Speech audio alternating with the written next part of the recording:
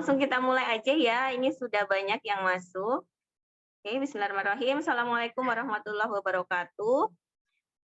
Ini sudah jam 4 lebih 7 ya. Dan sudah ada peserta yang hadir, ada 10 apa 11 nih. Ada 10 ya. Ada 10, ada Cisyeni, ada Bu Afia ya, ada Cirebon, ini siapa namanya, ada Kak Dewi, ada Dokter Dian, ada Pak Iwan, Kak Mirna, Bu Neta, Bu Reita, ya. Ya sudah ada 10 orang sudah hadir. Oke, terima kasih buat teman-teman yang sudah hadir di acara ini, lebih tepatnya mungkin Health Talk ya. Biasanya kita hari Kamis kita ada business briefing online. Kali ini kita akan lebih banyak membahas tentang produk ya, yaitu terutama tentang suplemen ya, teman-teman. Ya. Oke, saya doakan teman-teman semua yang sudah hadir di Health Talk pada sore hari ini, yang sudah berkumpul via Zoom pada sore hari ini dalam keadaan sehat ya, dalam keadaan bahagia tentunya ya. Oke, sebelumnya perkenalkan saya Dr. Weekend, background saya adalah seorang dokter umum ya teman-teman. Jadi mudah-mudahan apa yang saya sampaikan nanti bisa memberikan manfaat buat teman-teman semua ya. Langsung aja dimulai slide ya. Kita lihat slide-nya. Teman-teman bisa lihat slide-nya ya. Jelas ya?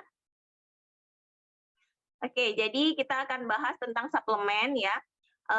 Perlu nggak sih sebenarnya kita itu mengkonsumsi suplemen, teman-teman? Kadang banyak yang berpendapat, banyak juga yang berpendapat ya teman-teman, bahwa pada saat kita sudah mengkonsumsi banyak makan makanan sehat, makan makanan yang alami, itu berarti tidak perlu suplemen. Nah, benarkah pernyataan tersebut? Oke, kita bahas ya. Next. Nah, jadi sebenarnya apa sih suplemen itu sendiri ya? Pengertian suplemen itu kalau menurut Kamus Bahasa Besar Indonesia, suplemen itu artinya adalah sesuatu yang ditambahkan untuk melengkapi ya.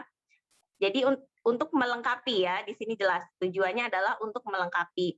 Kalau menurut BPOM, suplemen adalah produk yang dimaksudkan untuk melengkapi kebutuhan zat gizi makanan, mengandung satu atau lebih bahan berupa vitamin, mineral, asam amino, atau bahan lain, baik itu berasal dari tumbuhan ataupun non-tumbuhan, yang mempunyai nilai gizi dan atau efek fisiologis dalam jumlah terkonsentrasi ya, dalam jumlah tertentu. Nah, ini penting ya, kita harus bisa membedakan. Banyak yang mengira bahwa suplemen itu sama dengan obat. Artinya orang yang sehat ya nggak perlu obat, berarti nggak perlu suplemen. Nah, ini ternyata kita perlu meluruskan ini ya teman-teman, bahwa suplemen itu sangat berbeda. Bahkan ada beberapa hal yang itu bertolak belakang ya. Kalau suplemen itu dibutuhkan oleh semua orang teman-teman. Jadi baik orang sehat maupun orang sakit itu butuh suplemen ya. Sementara kalau obat itu hanya dibutuhkan oleh orang yang sakit ya. Dan suplemen tujuannya tadi melengkapi ya. Kemudian kalau obat itu tujuannya udah untuk mengobati ya.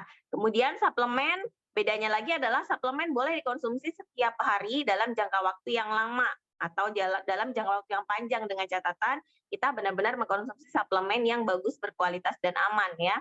Sementara obat itu biasanya hanya dikonsumsi dalam jangka waktu singkat. Pada saat kondisinya sudah sembuh atau sudah membaik, maka obat tidak dilanjutkan lagi, kecuali obat-obat untuk penyakit-penyakit tertentu ya, yang penyakit-penyakit degeneratif kayak misalnya diabetes, hipertensi, itu banyak yang dikonsumsinya jangka panjang, tapi tentunya tetap ada efek sampingnya ya. Kemudian dosis pemakaiannya, kalau suplemen itu sesuai anjuran dan sesuai kondisi pemakai. Misalnya kondisi-kondisi tertentu pada saat hamil, pada saat menyusui, pada saat sakit, kemudian untuk usia lanjut itu punya dosis-dosis tertentu ya. Misalnya lagi sakit dosisnya bisa dinaikin ya. Sementara kalau obat itu dosis pemakaiannya harus sesuai dengan dosis yang ditetapkan oleh dokter, dan itu sangat ketat sifatnya ya. Jadi nggak boleh kurang dan nggak boleh lebih, harus sesuai dengan dosis terapi istilahnya ya. Kemudian kalau suplemen itu adalah baik ya, memang baik dikonsumsi untuk jangka panjang dan tidak menimbulkan efek samping karena dia no kimia ya.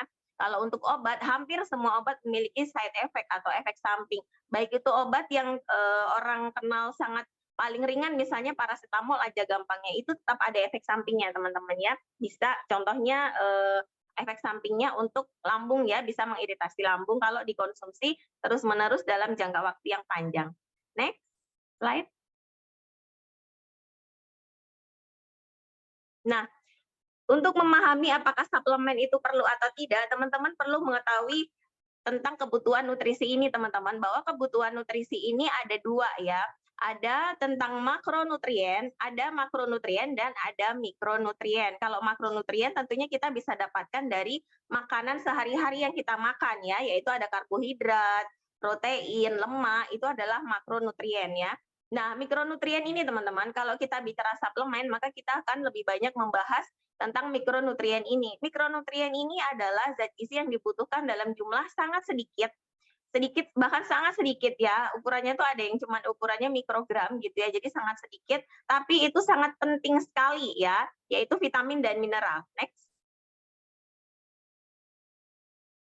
Nah, apa sih mikronutrien itu kok penting banget ya? Jadi mikronutrien ini adalah zat gizi yang dibutuhkan tubuh dalam jumlah sedikit ya, bahkan sangat sedikit, tapi berperan penting dalam pembentukan hormon contohnya, kemudian aktivitas enzim, enzim ini berperan sekali dalam metabolisme tubuh kita ya, kemudian serta mengatur fungsi sistem imun ya atau kekebalan tubuh kita dan juga sistem reproduksi.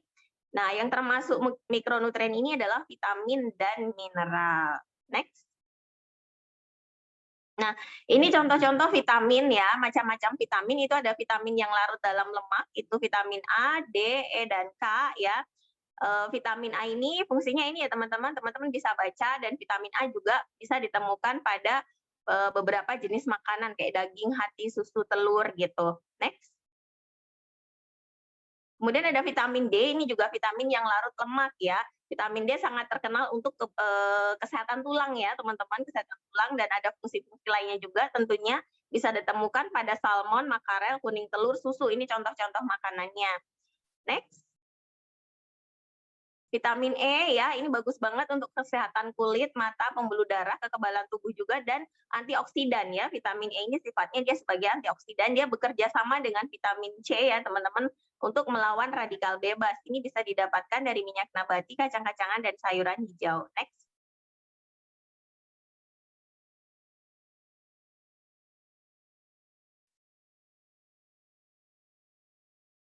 Nah, kalau vitamin K, ini juga salah satu vitamin yang larut lemak ya. Diingat-ingat vitamin yang larut lemak, ADEK ya, A, D, E, dan K. Vitamin K ini manfaatnya juga untuk kesehatan tulang juga, kemudian untuk pembekuan darah, mencegah kanker prostat, untuk kesehatan paru, dan juga jantung. Ini bisa kita dapatkan dari sayuran hijau, stroberi, telur, hati ayam, dan ikan. Ini contoh-contohnya aja ya, yang lain masih banyak. Next. Nah, kalau vitamin tadi yang larut lemak, ini ada vitamin yang larut air ya. Nah, ini penting sekali ya teman-teman membedakan ini ya. Vitamin larut air ini tentunya akan sangat dipengaruhi oleh proses proses pengolahan ya. Misalnya kita makan sayur yang dimasak sama sayur yang mentah itu tentunya kadar vitaminnya beda ya, karena ada beberapa vitamin yang larut air ini. Jadi pada saat pencucian, pada saat perebusan, pemasakan ya, itu ada vitamin-vitamin yang sudah larut. Nah, ini penting sekali, makanya kadang kita kelihatannya udah banyak makan sayur, udah makan segala macam sayur, tapi ternyata kok masih kekurangan vitamin. Ternyata dipengaruhi oleh proses pengolahan ini ya, teman-teman. Ada vitamin B dan C ya, vitamin yang larut air. Vitamin B1, B2, B3, B5, B6, B7, B9, B12 ya, masing-masing mempunyai manfaatnya masing-masing ya untuk tubuh kita. Next. Nah, tadi vitamin B. Kalau vitamin C, ini ya, vitamin C ini antioksidan juga ya teman-teman, dan penting untuk meningkatkan sistem imunitas ya, perlindungan terhadap penyakit, kemudian pembentukan antibodi, banyak sekali manfaatnya dari vitamin C ini. Jadi jangan sampai ya kita kekurangan vitamin ini. Next. Kemudian mineral ya, mineral ada banyak. Next. Nah, ini ada kalsium, fosfor ya, kalsium untuk pembentukan tulang, saraf, dan lain-lain. Kemudian fosfor juga untuk tulang, mempertahankan pH darah, metabolisme energi, dan juga untuk pertumbuhan dan untuk kesuburan atau fertilisasi. Next. Kemudian ada natrium ya. Natrium ini untuk kerja syaraf, ini penting sekali. Kemudian memperbaiki pertahanan cairan ya. Jadi jangan sampai ini natrium ini kelihatannya kita kebutuhannya sangat sangat kecil ya, tapi kalau misalnya kita mengalami hiponatremi itu efeknya bisa fatal maupun hipernatremi juga ya, teman-teman.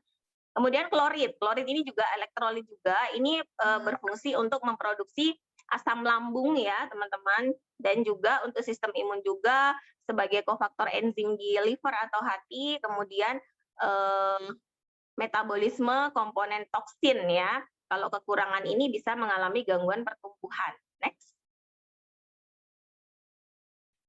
Kemudian ada sulfur ya. Sulfur ini berfungsi untuk membentuk protein ya, dan jaringan dalam tubuh. Kemudian defisiensinya bisa menimbulkan gangguan pada otot sendi dan kulit. Ada magnesium.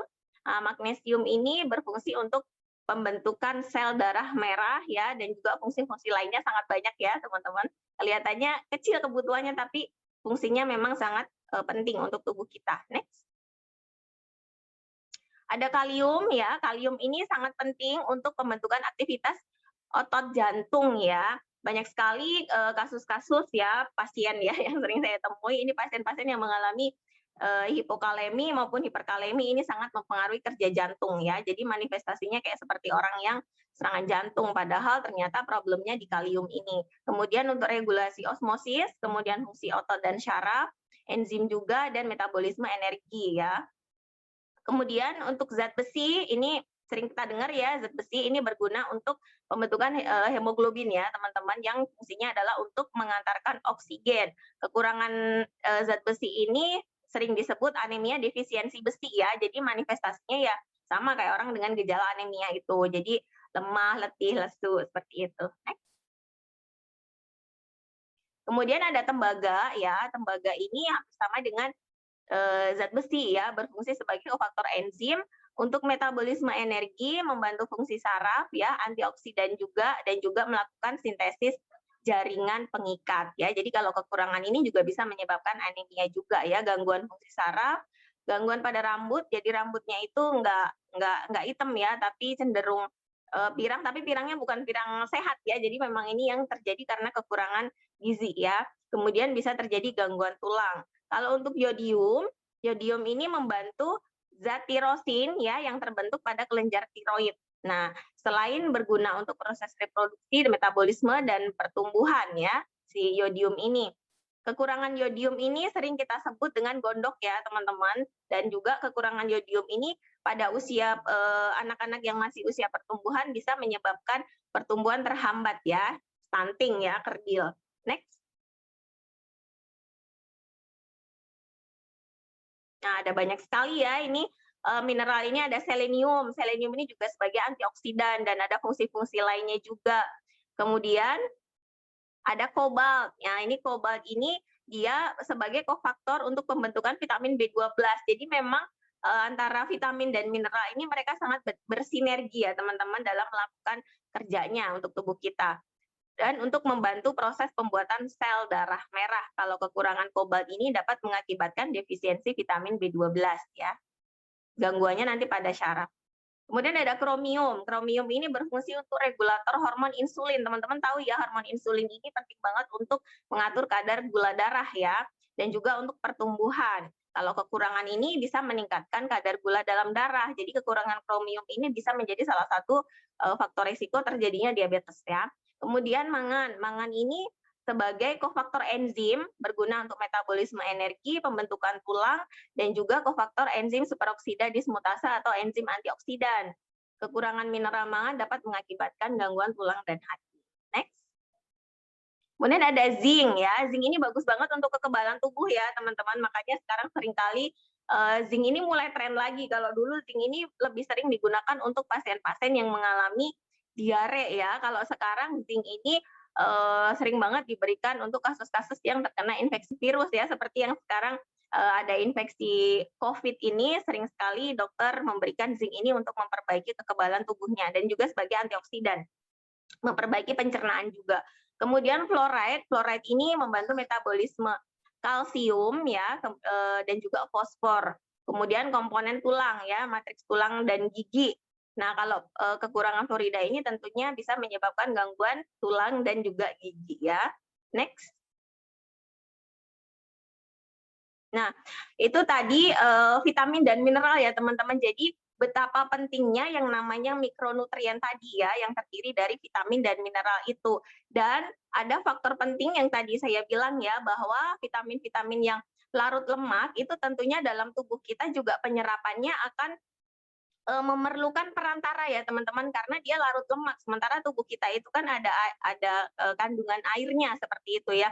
Nah, jadi kita butuh yang namanya lemak esensial untuk tubuh kita ya teman-teman, itu bisa kita dapatkan dari contohnya dari omega ya, itu akan memperbaiki proses penyerapan vitamin-vitamin yang larut dalam lemak. Kalau untuk vitamin-vitamin yang larut dalam air, kita harus memperhatikan pola pengolahannya ya, jangan terlalu lama pengolahannya ya, udah prosesnya mengalami pencucian, perebusan, penumisan gitu ya, itu akan sangat mempengaruhi kadar vitamin. Jadi kadang kita sudah kelihatannya sudah makan bermacam-macam sayuran, buah-buahan, tapi ternyata kok masih aja kekurangan antioksidan atau kekurangan vitamin atau kekurangan mineral, ternyata itu dipengaruhi oleh proses pengolahannya.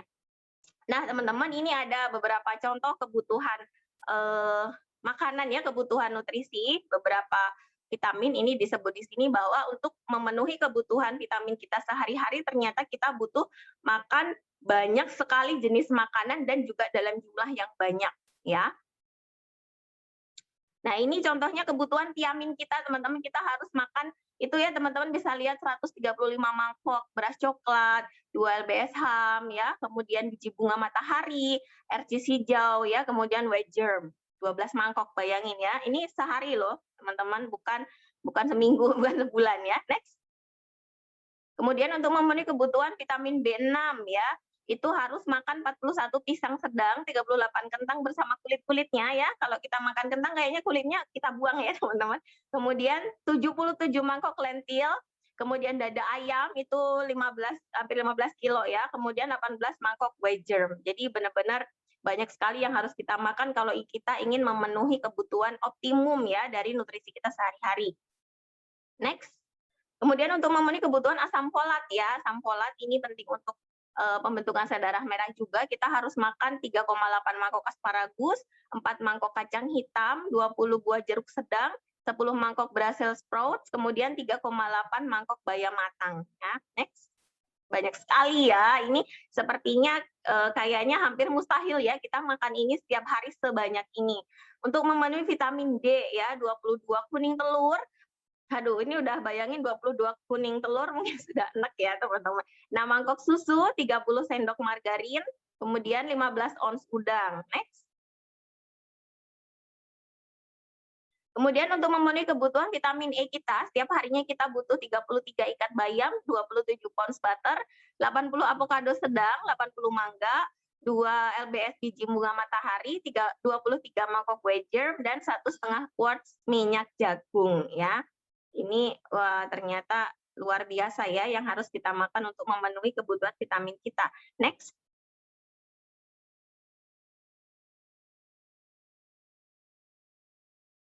Masih ada slide-nya nggak?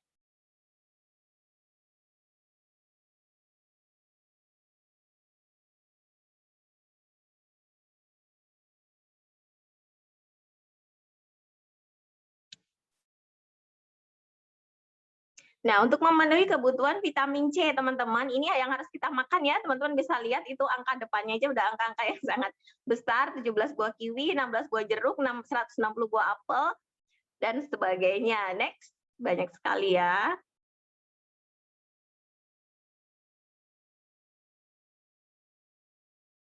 Nah, itu tadi contoh-contohnya ya, bisa kita bayangkan itu baru beberapa vitamin, belum semua ya teman-teman. Padahal tadi yang saya sebutkan ada banyak sekali vitamin ya, vitamin B aja ada 12 macam, B1 sampai B12. Kemudian ada vitamin C, kemudian ada vitamin A, D, E, K, belum lagi mineralnya ya. Untuk memenuhi kebutuhan itu ternyata kita harus banyak, kalau kita bilang ingin yang alami teman-teman, ingin yang benar-benar makanan yang kita makan, ternyata kita harus makan sebanyak itu ya. Dan itu sepertinya kalau dilihat dari tadi ya yang sudah saya sebutkan sepertinya hampir mustahil ya teman-teman kita bisa memakan semua itu setiap harinya. Nah, itulah teman-teman yang menjadi latar belakangnya kenapa kita perlu yang namanya suplemen ya untuk melengkapi, bukan menggantikan, tapi melengkapi apa yang sudah kita makan ya, nutrisi yang sudah kita makan dari makanan sehari-hari kita, dan suplemen ini adalah untuk melengkapi ya. Jadi bukan berarti kalau udah minum suplemen kita nggak butuh makan, tetap harus wajib butuh makan ya. Nah, terus apa sih yang perlu diperhatikan saat kita memilih suplemen ya? Ini ada beberapa hal yang penting untuk kita perhatikan. Teman-teman, yang pertama jangan malas membaca label nutrisi ya. Jadi setiap suplemen itu pasti ada komposisinya apa, mengandung vitaminnya apa aja dan berapa jumlahnya. Itu penting untuk kita ketahui dan nanti kita sesuaikan dengan kebutuhan nutrisi kita ya. Dan hindari produk yang mengandung kimia sintetis, zat aditif buatan, pewarna kimia ya. Kemudian perhatikan juga label dan segel yang ada pada kemasan ya, termasuk misalnya halal sertifikat halalnya ya, kemudian tanggal expire-nya. Kemudian itu teman-teman harus benar-benar teliti melihat itu. Kemudian yang kedua, waspada terhadap suplemen tertentu ya. Kalau ada suplemen yang mengklaim sebagai suplemen penurun berat badan, contohnya teman-teman harus hati-hati itu kandungannya apa gitu ya, karena banyak di luaran sana produk-produk yang mengklaim sebagai obat penurun berat badan ternyata mengandung zat-zat yang sangat membahayakan ya, yang mengganggu metabolisme tubuh kita dan bisa berakibat fatal ya. Kemudian suplemen olahraga juga harus diperhatikan ada kandungannya apa. Kemudian suplemen untuk penambah gairah seksual, yaitu biasanya ditambahkan bahan-bahan yang tidak dianjurkan ya. Kemudian perhatikan kondisi khusus teman-teman ya untuk wanita hamil menyusui. Ini kondisi khusus ini contohnya wanita hamil menyusui, anak-anak, lansia dan penderita penyakit tertentu ya. Ini perlu dikonsultasikan dengan dokter ya, suplemen apa yang direkomendasikan. Kemudian nah, ini perlu diperhatikan bahwa orang dengan gaya hidup yang berbeda tentunya butuh suplemen yang berbeda juga. Misalnya orang yang hidupnya mobilitasnya tinggi, pola istirahatnya dia nggak teratur, tentunya butuh suplemen lebih ya, lebih spesial. Kemudian beda diet, beda juga suplemen yang dibutuhkan. Ini lebih ke kebiasaan makan ya, mungkin ada yang vegetarian, ada yang jenis makanannya berbeda, itu bisa menjadi penyebab kebutuhan suplemen kita juga berbeda. Next.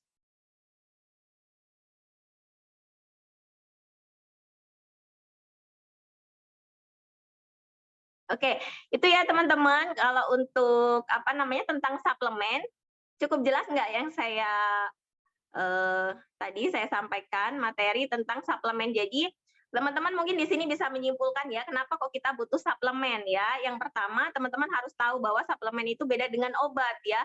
Banyak yang berpikir bahwa sehat kok nggak butuh suplemen, itu konsepnya beda. Ternyata suplemen dengan obat itu berbeda ya. Suplemen dibutuhkan oleh semua orang, kalau obat hanya orang yang sakit. Bahannya juga berbeda, kalau obat itu kimia, kalau suplemen yang baik itu kandungannya adalah alami ya.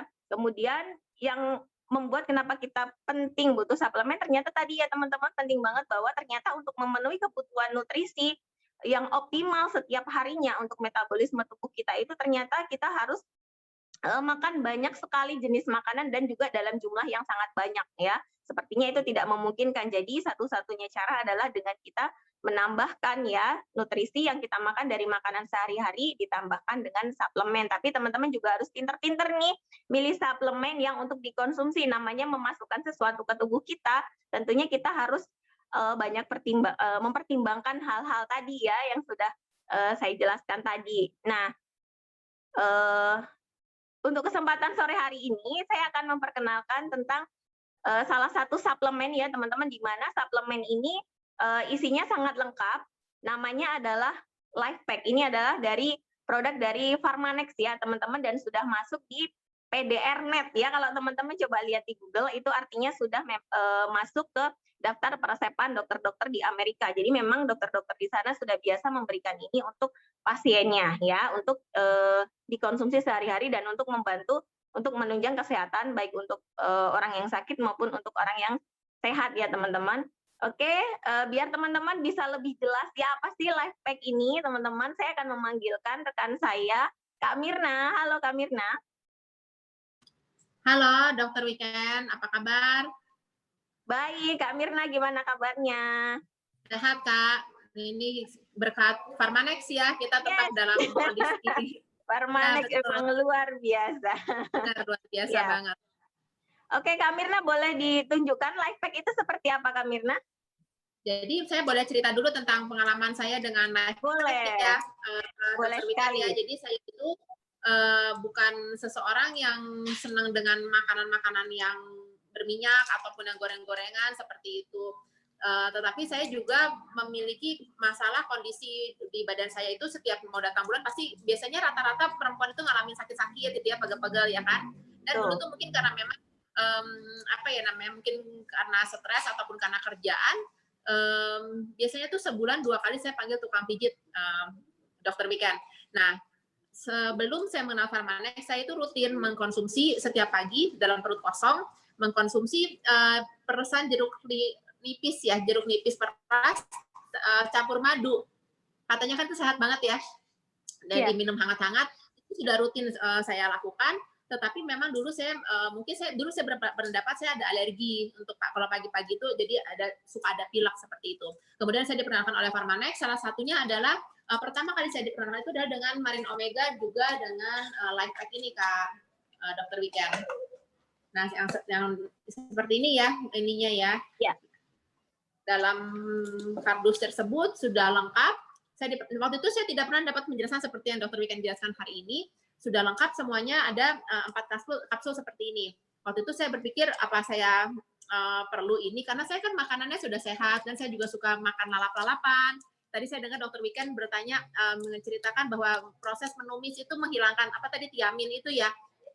Bahkan aja bukan digoreng gitu loh. Saya bukan pencinta gorengan, tapi saya juga menumis. Saya senang lalapan. Apakah saya masih perlu untuk suplemen-suplemen ini? Tapi ternyata ada satu apa ya namanya, dulu di kantor itu ada scanner antioksidan ya Dokter Weekend ya. Di situ saya mengecek antioksidan saya tidak jelek. Waktu itu 37.000 apa namanya nilainya.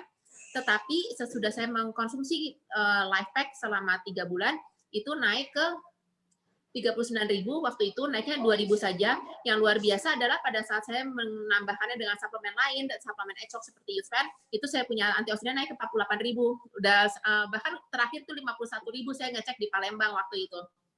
Jadi sudah masuk ke zona hijau, zona biru ya, waktu zona biru. Nah, di sini saya mau kasih tahu kepada teman-teman, boleh saya share ya videonya. Ibaratnya kenapa kita harus meminum walaupun kita sudah makan makanan sehat, kita juga sudah apa itu namanya, sudah ini kelihatan jelas ya di sini, kita sudah mengkonsumsi, kita sudah minum dan memakan buah-buahan secara rutin, sayur secara rutin, tetapi kenapa kita masih harus menambahkan suplemen? Di sini saya ada segelas air, lalu saya punya apa ini? Betadine. Nah, betadine ini adalah ibaratnya seperti kotoran yang ada di apa ya, radikal bebas yang kita miliki setiap hari ya, dari kotoran, dari debu-debu, dari mungkin dari matahari, mungkin dari asap knalpot, mungkin juga dari kondisi hati yang tidak bagus. Itu adalah radikal bebas bagi badan kita, benar ya Dokter ya? Nah, betul. Ya, betul. Nah, ibaratnya di sini si betadine ini saya masukin ke 2 ini, jadi kita betadine sama ya. Yang satu ini saya biar sama seperti ini.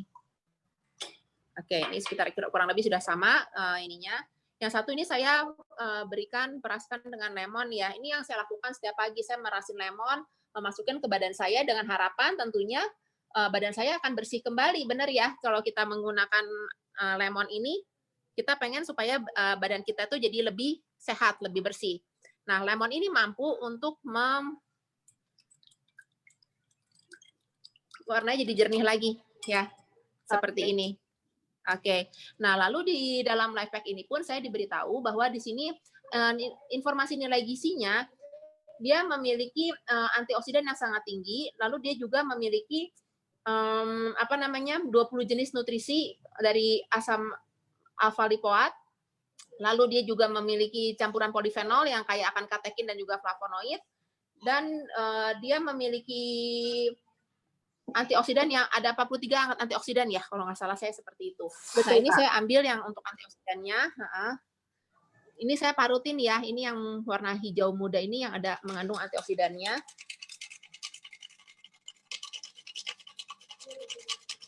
Nah, ini apa namanya, dia besar, bentuknya besar seperti ini. Tetapi dengan bentuk yang kapsul yang besar seperti ini, ternyata malah dia lebih cepat sudah mengandung apa itu namanya, metodenya metode chelate ya, chelat ya. Jadi dia sudah cepat untuk diserap oleh badan kita seperti itu. Oke, ini saya masih baru sedikit. Saya ada sekitar separuhnya ya, saya gerus. Ini langsung putih seperti ini, benih seperti ini, teman-teman. Dan yang bagusnya lagi adalah ini juga apa namanya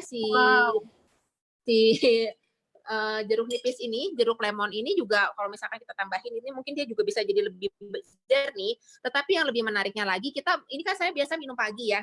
Nah, ini misalkan sudah sama ya. Ini saya minum pagi ya. Saya minum pagi lalu seharian kita akan beraktivitas. Benar nggak teman-teman ya? Beraktivitas. Mungkin kita akan ketemu lagi sama si radikal bebas ini. Nah, ternyata si lemon ini tidak cukup untuk bisa membersihkan kembali radikal bebas yang masuk di kemudian waktu setelah kita mengkonsumsi si lemon ini. Tetapi kalau misalkan kita masukin ke dalam life pack ini, dia masih tetap mampu membersihkannya, teman-teman, tetap kembali bening. Seperti itu. Ini luar biasa banget, artinya saya walaupun saya meminum lemon setiap hari, tapi tadi kan dokter sendiri ngomong ya, lemon ini nggak cukup satu ya, harus berapa puluh ya dokter ya tadi ya? Iya benar Kak, banyak banget berapa butir tadi ya, 80 atau berapa tadi? Banyak banget. Iya, mesti berapa kilo. Jadi setiap hari saya minum lemon satu ini ternyata kurang gitu kan. Iya. Jadi ya untuk mencukupi kebutuhan dari lemon saya, vitamin C saya, ya memang saya tetap harus membutuhkan suplemen tambahan seperti itu. Betul. Supaya bisa melindungi saya bukan cuma pada saat saya meminumnya, tetapi sepanjang hari juga setelah saya beraktivitas seharian di luar seperti itu, dokter. Oke. Keren banget ya. Duh, Kak Mirna ini benar-benar ilustrasinya mantep ya, mantep banget. Ternyata kalau dibandingkan dengan ini yang istilahnya alami ya, sebenarnya suplemen Farmanex sendiri teman-teman jangan khawatir karena bahan-bahan yang dipakai untuk suplemen ini adalah alami juga, tapi memang sudah dikemas ya, sudah diolah dalam bentuk jadi kemasannya lebih kecil gitu ya. Kita nggak perlu makan bertroli-troli macam-macam sayuran dan buah-buahan, tapi semua manfaat tersebut sudah dikemas dalam satu saset ya, life pack yang berisi 4 tablet itu ya, Kak Mirna ya. Jadi kalau dibandingkan dengan yang alami dalam hal ini tadi lemon ya, yang maksudnya benar-benar dalam bentuk masih sebagai bentuknya buah gitu ya, teman-teman. Ternyata dengan kita mengkonsumsi lemon itu ya tadi 1 butir untuk melawan betadin beberapa tetes itu tadi, lemon bisa ya, awalnya memang bisa menghilangkan radikal bebas ya tadi, tapi ternyata setelahnya ya pada saat terpapar lagi dengan radikal bebas, kita tahu ya teman-teman, kita selalu terpapar ya dengan yang namanya radikal bebas, baik itu dari polusi ya, dari polusi udara, kemudian dari penuaan tubuh kita sendiri juga itu metabolisme tubuh kita sendiri yang menghasilkan radikal bebas, kemudian dari makanan yang kayak junk food, fast food itu juga banyak sekali mengandung radikal bebas ya teman-teman, dari proses pemasakan yang pemanasan dalam suhu tinggi itu juga mempengaruhi peningkatan radikal bebas dalam tubuh kita. Pada saat tubuh kita tidak bisa melawan radikal bebas tersebut ya, nanti terjadi yang namanya stres oksidatif, teman-teman. Efeknya apa? Stres oksidatif itu kalau terjadi dalam tubuh kita terus-menerus akan menyebabkan resiko kanker ya, kemudian penyakit-penyakit degeneratif dan juga bisa menyebabkan penuaan dini ya. Tentunya kita nggak mau ya di sini terjadi penuaan dini, kita maunya muda terus ya. Seperti itu. Dan untuk melawan radikal bebas itu satu-satunya yang bisa melawan dalam tubuh kita adalah antioksidan ya. Sebenarnya tubuh kita sendiri juga memproduksi antioksidan, tetapi paparan radikal bebas itu sangat tinggi ya teman-teman, apalagi zaman sekarang itu berbeda dengan zaman dulu. Jadi kita sangat perlu antioksidan ini dan dalam dosis yang cukup tinggi untuk melawan radikal bebas itu. Seperti itu. Bayangkan kalau kita makan lemon mungkin satu hari harus beberapa puluh lemon gitu ya. Mungkin radikal bebasnya bisa dilawan, tapi lambung kita yang nggak kuat ya. Yang ada memunculkan problem baru ya. Oke, terima kasih banyak Kak Mirna ya, sudah memperagakan tadi untuk life pack ya, bahwa life pack ini ternyata memang kandungannya luar biasa sekali, mengandung apa namanya vitamin ya, vitamin dan juga mineral antioksidan juga ya. Keren sekali. Oke, mungkin itu ya teman-teman yang bisa di-sharing-kan. Boleh ada pertanyaan? Ini saya buka sesi tanya jawab. Iya dok, tadi berarti ada pertanyaan sayur yang mentah itu lebih bagus ya daripada sayur yang matang ya? Oh ya, jadi memang sayuran tersebut mengandung apa dulu ya? Kalau memang sayuran tersebut mengandung vitamin yang larut dalam air, ya, misalnya vitamin yang larut dalam air kan tadi kita tahu vitamin B dan juga vitamin C.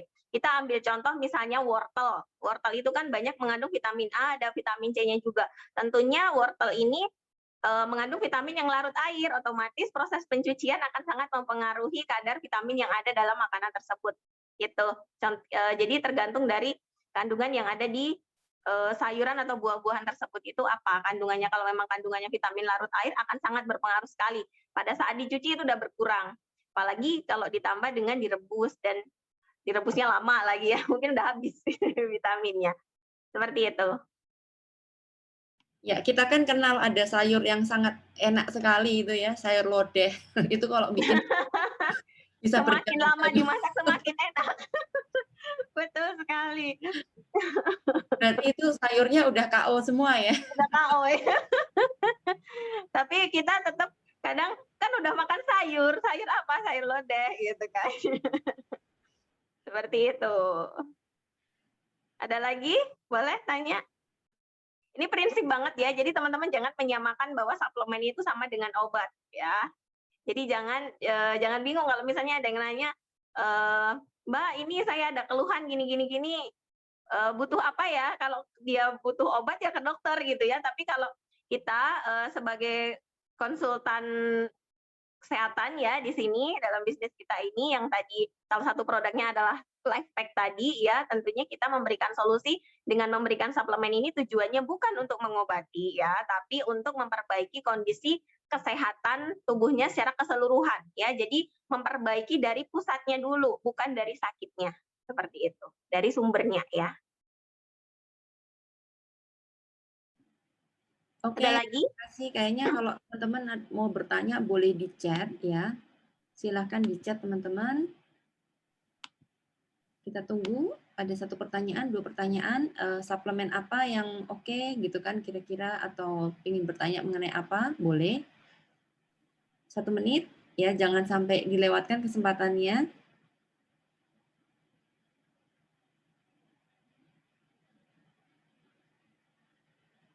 Oke, kalau tidak ada pertanyaan berarti jelas banget ya teman-teman ya. Berarti lemon itu bagus, tapi ternyata efeknya itu nggak bisa diulang-ulang gitu ya. Sedangkan Iya, kita keluar rumah terkena radiasi, terpapar radiasi berkali-kali gitu ya. Jadi kayak misalnya mandi sekali cukup nggak? Oh ya bersih mandi sekali, tapi kan habis itu beraktivitas lagi kita keringetan lagi gitu kan. Tetap perlu mandi lagi, betul ya?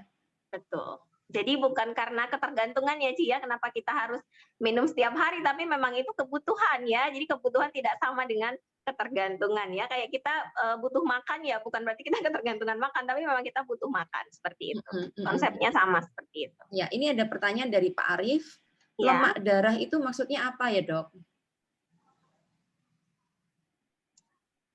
itu ada lemak darah. Lemak darah itu kalau lemak darah itu kan bisa kalau misalnya kita cek laboratorium kita bisa lihat profil lipid ya. Jadi profil lipid ini adalah lemak-lemak yang ada dalam darah. Itu ada kolesterol ya. Ada kolesterol itu sering kita dengar ada kolesterol baik dan juga kolesterol jahat.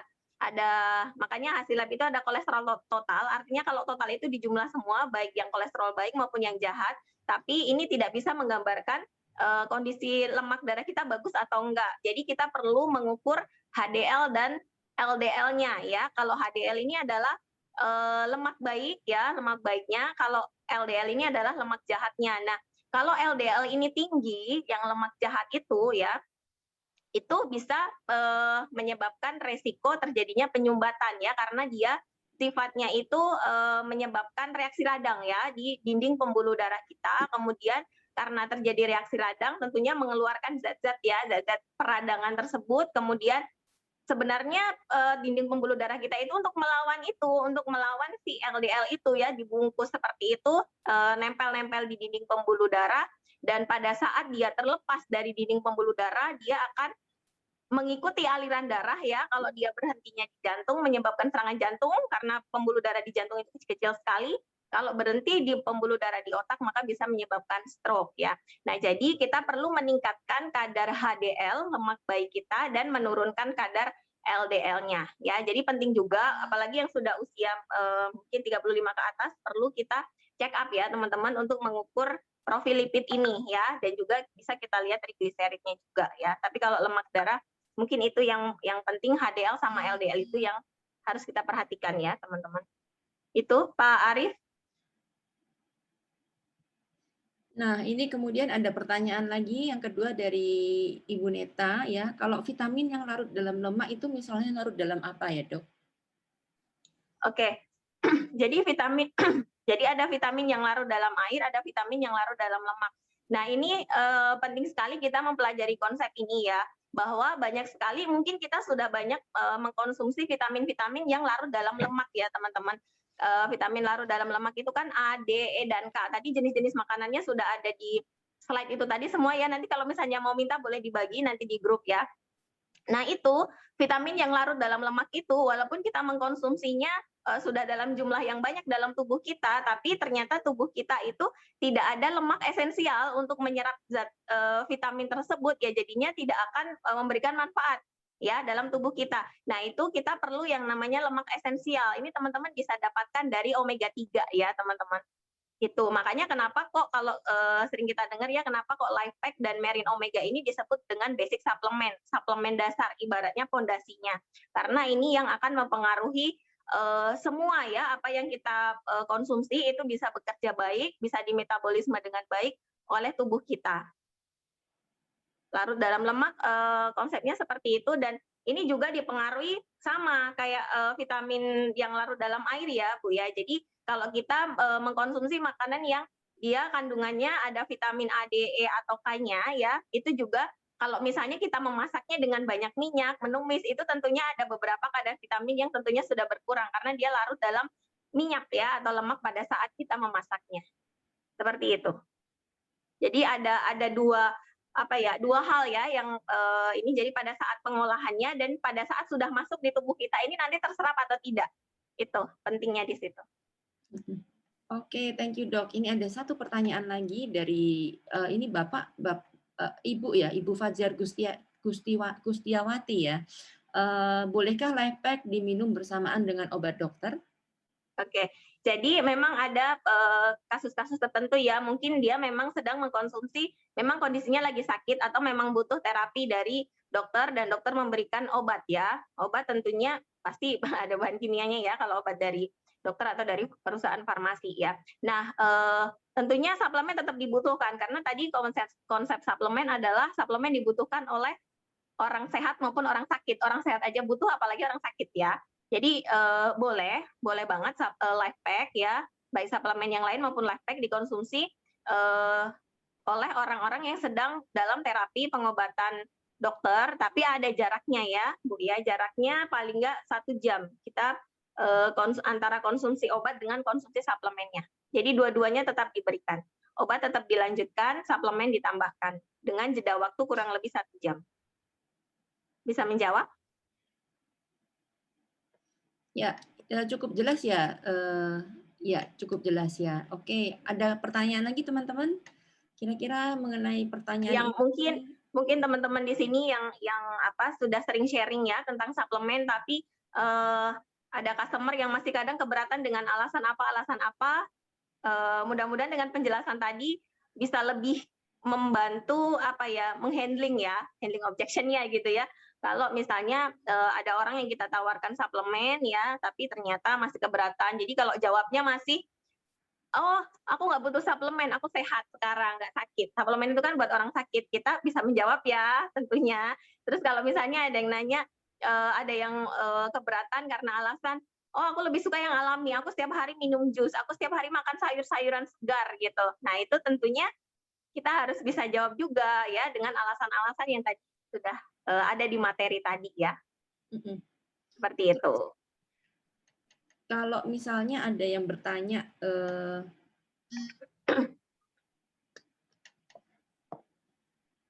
pertanyaannya tuh biasanya ini ya. Oh ya, ini ada pertanyaan lagi dari Mbak Nita, lemak dari apa yang dibutuhkan untuk membantu melarutkan? Melarutkan vitaminnya tadi maksudnya? Iya, vitamin yang larut, lemak apa? Ya, lemak omega, omega 3. Iya, untuk membantu penyerapan dalam tubuhnya kita butuhnya lemak esensial, bukan kita terus makan gorengan ya. Tapi kita butuh lemak esensial untuk membantu penyerapan vitamin-vitamin yang larut dalam lemak. Ya, itu dari omega 3. Hanya dari omega 3 itu lemak esensial ya.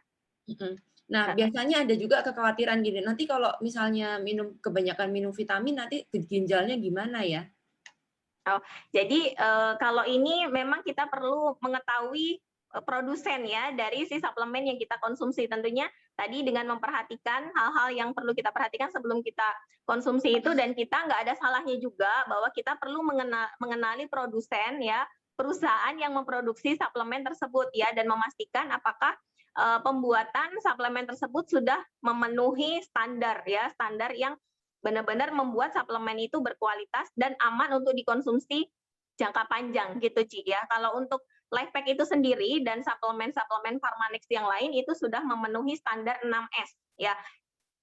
Kalau teman-teman tahu ya, perusahaan-perusahaan farmasi ternama yang ada di Indonesia sendiri itu mungkin belum ada ya yang menerapkan 6S ini ya Ci ya. Mungkin hanya sampai 3S atau 4S mungkin ya, itu udah hebat banget. Tapi Pharmanex ini sampai 6S teman-teman ya. Mungkin nanti ada sesi tersendiri 6S itu apa, yang jelas sudah dipastikan bahwa sudah memenuhi standar ya, bahkan penelitiannya juga jangka panjang, nggak cuma penelitian setahun 2 tahun, bahkan bisa belasan sampai puluhan tahun untuk memastikan bahwa suplemen ini aman untuk dikonsumsi jangka panjang. Dan juga prosedur penelitiannya ya sudah kerjasama dengan Stanford University ya, guru-guru besar di sana itu luar biasa banget. Jadi memang kita perlu mengenali ini perusahaan yang memproduksi suplemen tersebut ya, untuk memastikannya memang kita mengkonsumsinya aman dalam jangka panjang. Karena kita perlu suplemen ini nggak cuma hitungan setahun 2 tahun ya, tapi memang untuk jangka panjang karena untuk menunjang kesehatan tubuh kita. Ya, oke teman-teman. Berarti suplemen itu harus dilihat ya. Yang saya tahu itu biasanya baru obat yang menerapkan sampai 3S gitu. Dan itu obat gitu kan. Sedangkan suplemen selain Nuskin yang menerapkan 6S itu kayaknya saya belum nemu. Seperti itu ya. Jadi memang standar 6S ini tuh sesuatu yang luar biasa gitu. Ya. Betul. Oke teman-teman, masih ada pertanyaan lagi sebelum kita tutup ya? Masih bisa ya Dok ya? Minta waktunya sedikit lagi Dok ya? Sebelum pergi jaga lagi, sebelum dokter si weekend praktek lagi teman-teman ya, kita tahan dulu nih. Mau masih bisa bertanya teman-teman? Boleh. Mungkin pertanyaan itu ya lebih seringnya sih mungkin karena kita sendiri yang sudah konsumsi, mungkin teman-teman di sini sudah banyak yang mengkonsumsi suplemen ya, sudah belief gitu, tapi kadang untuk menjawab gitu pertanyaan-pertanyaan ya dari saudara-saudara kita, dari teman-teman kita yang pada saat kita menawarkan suplemen kok sering masih keberatan, itu kita perlu menjawabnya apa gitu. Kadang kita sendiri masih bingung karena kita sendiri ya, karena saya percaya gitu kan, tapi untuk mentransfer belief kita itu ke orang lain itu bagaimana gitu kan. Nah, salah satunya ya dengan kita dengan produk knowledge seperti ini ya teman-teman, jadi meningkatkan belief kita juga gitu, dan diri kita sendiri paling nggak akan lebih rajin mengkonsumsinya. Ya, Dok. Karena radikal bebas menyerang di mana-mana. Yes. Benar, itu ngeri banget yang namanya radikal bebas itu ngeri banget.